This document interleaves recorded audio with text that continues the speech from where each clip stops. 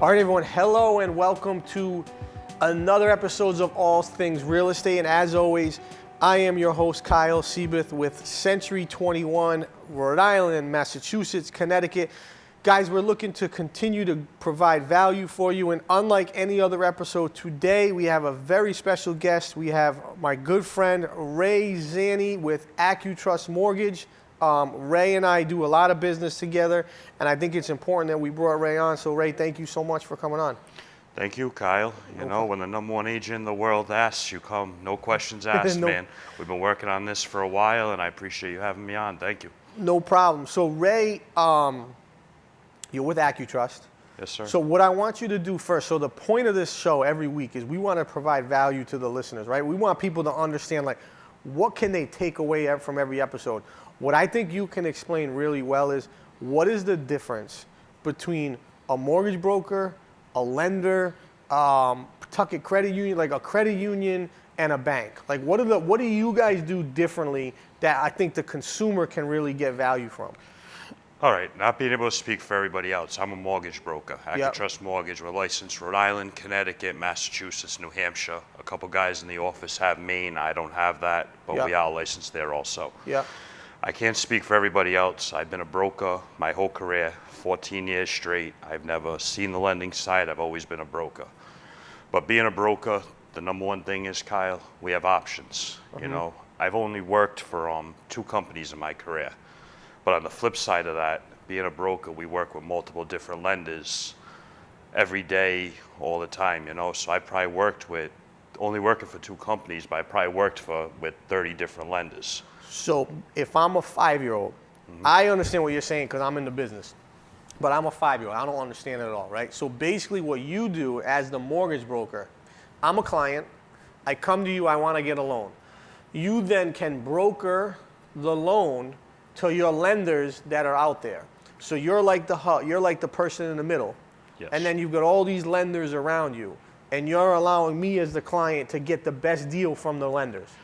Or the deal that fits. The deal that fits. That's probably the better way to put it. Yeah, not just that.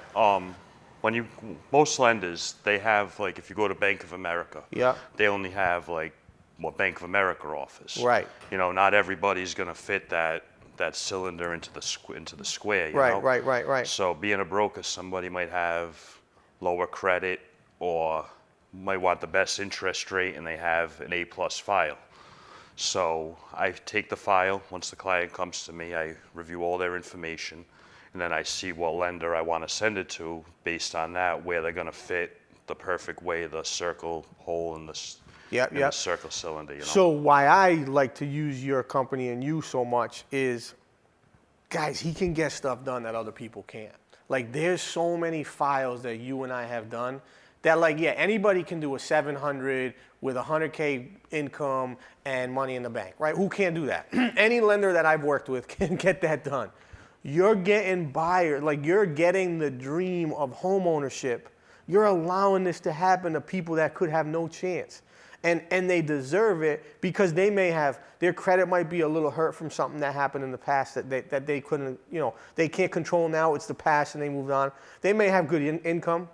Right? Or they may have a situation where maybe they were laid off or they were let go, or you get creative with it. And I think that's the beauty of what you guys bring from Accutrust that I like, is that at the end of the day, it's really finding a position, finding a solution for the buyer, not telling the buyer no.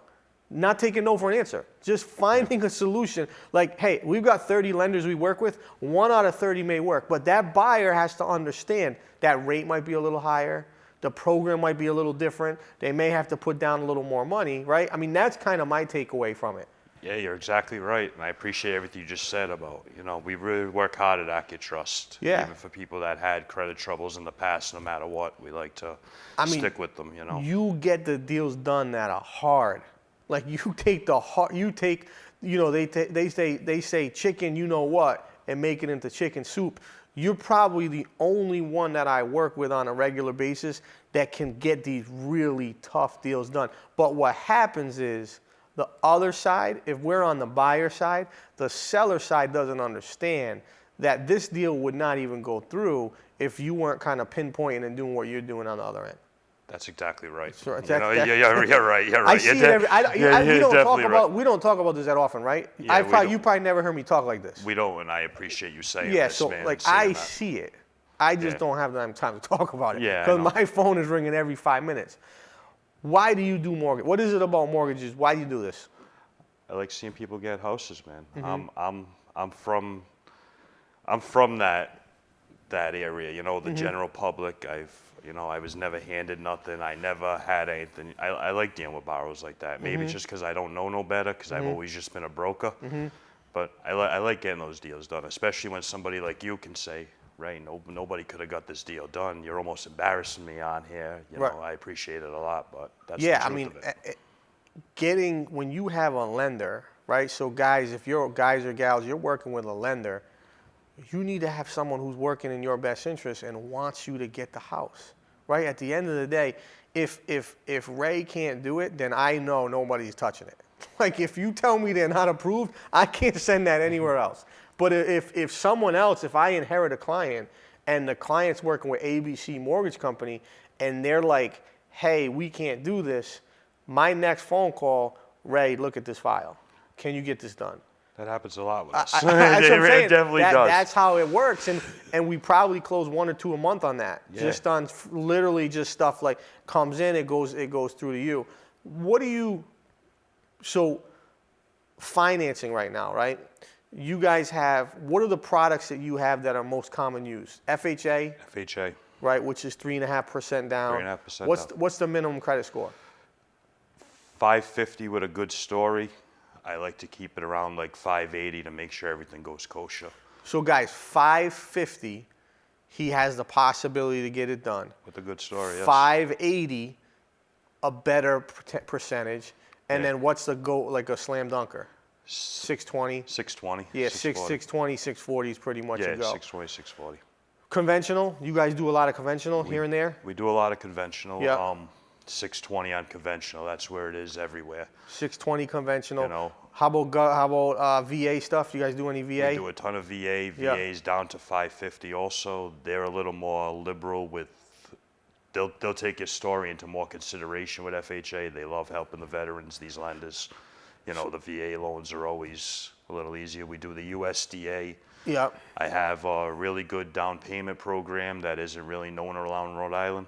It's called the Land Home Within Reach program. They actually give the borrower 5% of the sales price towards closing costs and down payment money. Not many people know about that, but it is a program that we hold as a broker. Now, do I have to buy in a certain area for that? That's everywhere. You don't even have to be a first-time home buyer. It's a 5% give back to the down payment to the borrower? Forgivable after 3 years. That's a good program. It's really good. So that's really good. I send out emails on it a lot. Not a lot of people grasp the difference between that and other down payment assistance programs. A lot of people don't think there's a difference, but What's the credit score on that? 640. 640. What's your jumbo right now? What does a jumbo score look like, and what does a jumbo, what do you have to have for credit score, and what are your limits here? Let's say Providence County. Jumbo loans, I want to get this. We have a lot of good wholesale partners that we work with. Mm-hmm. You know, we got United Wholesale Mortgage. They just went public not too long ago. Mm-hmm. We got Equity Prime Mortgage. We got Home Point Financial. We got PRMG. United Wholesale, Matt Ishber over there just rolled out a jumbo program, 680. The rates on them are almost unbelievable. At the 680, they actually go down to the 640 on them. But the rates on them are almost untouchable compared to anywhere else. They really opened up a big program over there at UWM for the jumbo loans. Not that we see a lot of jumbo loans here in Rhode Island. Right. You know, that's where I'm basically based. Right. But they are there if you do need them, yes. Conventional is anything from 5% to 20, or it can be anything, right? They used to do the 3%. Do they have that anymore? You have to have like a perfect file to run through DU. Yeah, I get that. They kind of, it used to be a lot easier, but now they're not really approving through the DU. I mean, if they're an 800 score and the assets are there, I guess it can prove, but most likely it's 5%, yeah. What do you think, so I ask this to everybody that comes on, what do you think about this market? Where's it going? Where are we going? How many, huh? No, go ahead. What do you think? Does everybody say inventory? I mean, obviously inventory is a problem, but what do you think in the next 12 months? What does it look like? Same, going to change? What do we think? I think it's going to stay the same. I think the value is going to keep going up. You know, it's supply and demand. It's a scary time right now. You know, I had a person come in my office the other day, right? And the appraisal went short. And he was in there. I'm like, oh, that stinks, you know. What, that stinks, your appraisal came in short. He goes, no, Ray. He goes, it doesn't stink. I go, what do you mean by that? He goes, listen, right now it stinks that this one deal came in short. But these appraisers are protecting us from ourselves. 100%. You know, like how can they keep just inflating the appraisal value every time? He goes, yeah, this deal stinks. We're gonna have to figure it out. But 6 months down the line, we might be happy that this appraisal came in the short. buyers, when the appraisal comes in short, there's two types of feeling. Number one, there's huge disappointment, right, because the deal might die. But number two, you've got to have some sense of joy. If that appraisal came in short and you way overpaid, now at that point, what it allows you to do is either renegotiate the price or back out of the transaction. Problem is, 95% of deals right now, if you're not paying over asking price, you don't have a chance, and you know what? You're not getting it. No chance. You're not getting it. So if you're not getting it, right, and you don't have a chance, then at the end of the day, something's got to give, right? Either you're going to take a step back and not play in this market, or you're just going to overpay, and you're going to have to come up with that spread. That's another problem. You probably know this more than me. Are a lot of people overbidding with the hopes of the appraisal coming in lower, or beating people up on the inspection after? It happened to somebody I know. All the time. And I told them they got catfished. That's what it is. That's what I called them. I was like, you were catfished on this deal. She showed me all the other deals, and this one was just like so high above. I'm like, it's the agent's fault. So I just had it happen. So I had a transaction in Cranston, it's a 2-family, right? All the offers were right around like 320. It was listed for 300. One person came in at 360. You're not gonna, like, it's ridiculous. Like, you're not even gonna get, it's not gonna appraise there, number one. Number two, you're just trying to lock it down and get whatever the appraised value is. Then you're gonna beat up on inspections. Here's the other part. If I get a 360 that needs $5,000 in closing costs, and I get a 330 that needs nothing in closing costs, the 330 is a better offer. it is. Because if it appraises at 320, that buyer doesn't need the 5 down.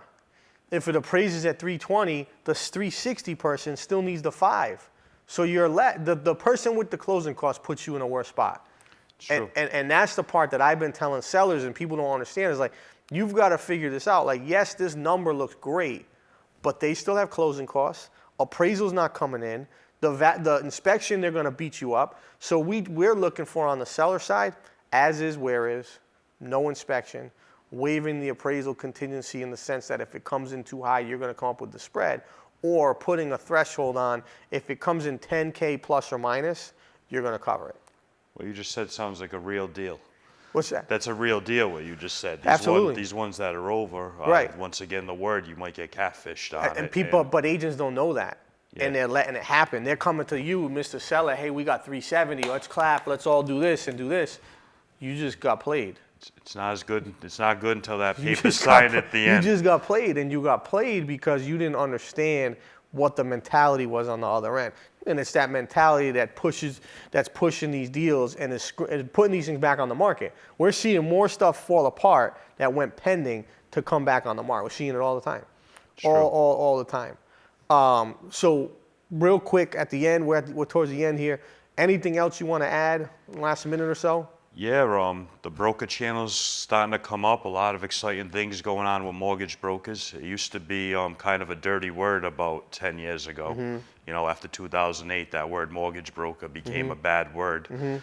But a lot of things have changed after everybody got licensed. Everybody started going. I think it's way more regulated now. It is. I mean, I don't think it's like it's not a bad thing. I respect the broker space. I think that the lender, broker, bank, whatever it is, whoever can get you as a client the best situation for your situation, that's what you got to do. It is. And there's a lot of folks that, hey, they don't have the primo credit and the primo income, so they have to trickle down into that broker world, which is fine. There's nothing wrong with that. Yeah, just a lot of exciting things coming up in the broker world. Like I said, United Wholesale Mortgage Right. is about to roll out things that have never even been heard of before. Equity Prime Mortgage. I told you I was in Atlanta a couple weeks Yeah. ago. They're about to roll out some Yeah. serious things. You know, a lot of exciting things coming up that people haven't seen before from these guys that are just trying to compete. I mean, it's all about innovation. So I mean, I think that's a great way to to put this thing and tie everything together. I think innovation, be at the forefront. You're at the forefront. So guys, with that, we want to say thank you all so much. Again, wonderful episode. Thank you, Ray Zanni with Accutrust. We appreciate you. We'll see you next week.